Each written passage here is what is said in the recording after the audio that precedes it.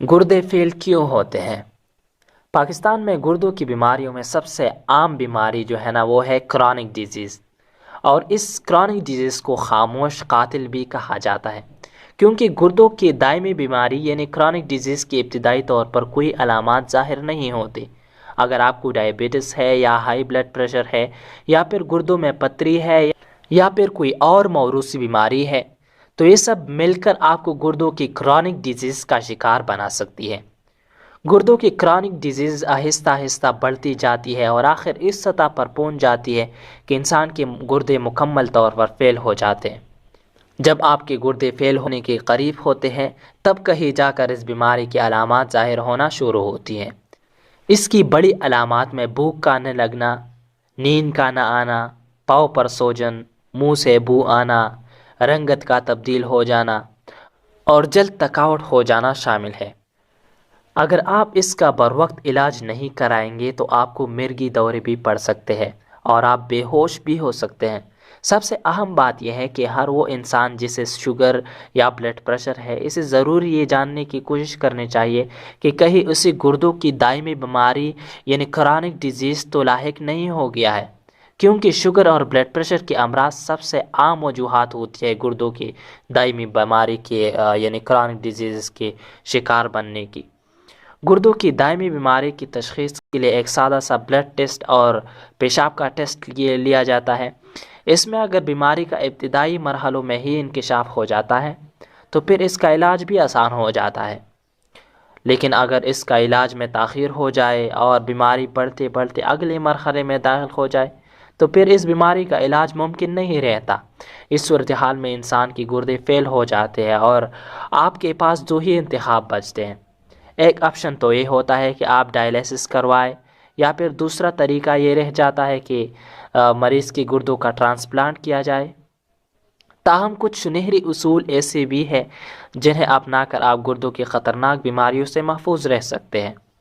اس میں سب سے پہلے اہم بات تو یہ ہے کہ اگر آپ کو ابتدائی مراحل میں ہی گردوں کی بیماری کی تشخیص ہو جاتی ہے تو اس کا مکمل علاج کروائیں، کیونکہ وہ آسان بھی ہے اور صحت یابی بھی مل جاتی ہے۔ دوسری اہم بات یہ ہے کہ آپ متوازن غذا کا استعمال کریں اور ساتھ ہی پانی بھی زیادہ مقدار میں پئیں۔ اس کے علاوہ اگر آپ کو شوگر یا بلڈ پریشر ہے تو اس کا علاج بھی ضرور کروائیں۔ ان امراض کو کنٹرول میں رکھیں اور وقتاً فوقتاً اپنا چیک اپ کرواتے رہیں۔ اگر آپ کا وزن زیادہ ہے تو اسے بھی کم کرنے کی کوشش کریں اور اس کے لیے ورزش اختیار کرے، واکنگ کرے، رننگ کرے، کوئی کھیلے کودے، سپورٹس گیمز اختیار کرے۔ پاکستان میں انتہائی عام بات یہ ہے کہ لوگ مختلف امراض یا درد کے لیے خود سے دردکش دوائیاں لے لیتے ہیں، لیکن ایسا نہیں کرنا چاہیے، کیونکہ یہ جو دوائی ہوتی ہے یہ گردوں کو خراب کرتی ہے۔ ہمیشہ پہلے متعلقہ ڈاکٹر سے رجوع کریں اور اس کے مشورے کے مطابق ہی دوا لیں۔ گردوں کی دائمی بیماری یعنی کرونک ڈیزیز پاکستان میں سب سے عام ہے، لیکن اس کے علاوہ دوسرے نمبر پر گردوں کی بیماری کی وجہ سے لوگ بلڈ پریشر کا شکار بھی ہو جاتے ہیں۔ ایسے میں اگر علاج نہ کروایا جائے تو فالج بھی ہو سکتا ہے اور ہارٹ اٹیک بھی ہو سکتا ہے۔ پاکستان میں گردوں کی بیماریوں میں تیسرے نمبر پر گردوں میں پتری کی بیماری ہے، جس کا پاکستان میں بہت زیادہ خطرہ ہوتا ہے۔ اس بیماری کی علامات میں گردوں کی جگہ پر درد ہونا، پیشاب میں خون آنا اور بخار ہو جانا شامل ہے۔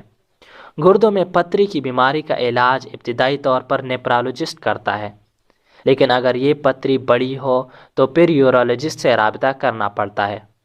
ہمارے ہاں اس سے متعلق بہت کم لوگ واقف ہے کہ گردوں کی بیماریوں کے لیے پہلے نیپرالوجسٹ سے رابطہ کیا جاتا ہے اور اس کے بعد ضرورت پڑنے پر یورولوجسٹ کا رخ کیا جاتا ہے۔ گردوں کی پیوند کاری یا ٹرانسپلانٹ سے متعلق ایک سوال بہت عام پایا جاتا ہے کہ کیا مریض کو کسی کا بھی گردہ لگایا جا سکتا ہے؟ تو سب سے پہلے ہم یہ بات معلوم کرنی چاہیے کہ یہ جو ٹرانسپلانٹ کا عمل ہے یہ پاکستان میں غیر قانونی ہے۔ سب سے ضروری یہ ہے کہ اگر آپ کو معلوم ہو جائے کہ آپ کو گردوں کی بیماری ہے تو وقت کا ضیاع کرنے کے بجائے کسی اچھے اور تجربہ کار نیپرالوجسٹ سے رابطہ کریں اور اس سے اپنا علاج کروائیں اور ڈاکٹر کی ہدایات پر پوری طرح سے عمل کریں۔ یاد رکھیے، اگر گردے صحت مند ہیں تو آپ بھی ایک صحت مند زندگی گزار سکتے ہیں۔ اس لیے گردوں کا بہت خیال رکھیے، کیونکہ اگر گردے ہیں تو زندگی ہے، اگر گردے نہیں ہیں تو زندگی نہیں ہے۔ تو یہ تھی جو کہ آج ہم نے گردوں کے بارے میں پڑھا کہ گردے فیل کیوں ہو جاتے ہیں۔ ہمارا جو آج کا جو ٹاپک تھا وہ تھا گردے فیل کیوں ہو جاتے ہیں زیادہ تر پاکستان میں۔ اگر آپ کو ویڈیو اچھی لگی ہو تو آپ پلیز ہمارے چینل کو سبسکرائب کریں اور ویڈیوز کو دیکھنے کے لیے، اور اس ویڈیو کو شیئر کریں تاکہ اور بھی اس بیماری سے بچ سکے اور اس کو بھی اس بیماری کا پتہ چلے اور اس کے لیے احتیاطی تدابیر اختیار کرے۔ تو ہماری ویڈیو کو لائک کریں اور شیئر کریں اور ہمارے چینل کو سبسکرائب ضرور کریں۔ تو بہت شکریہ۔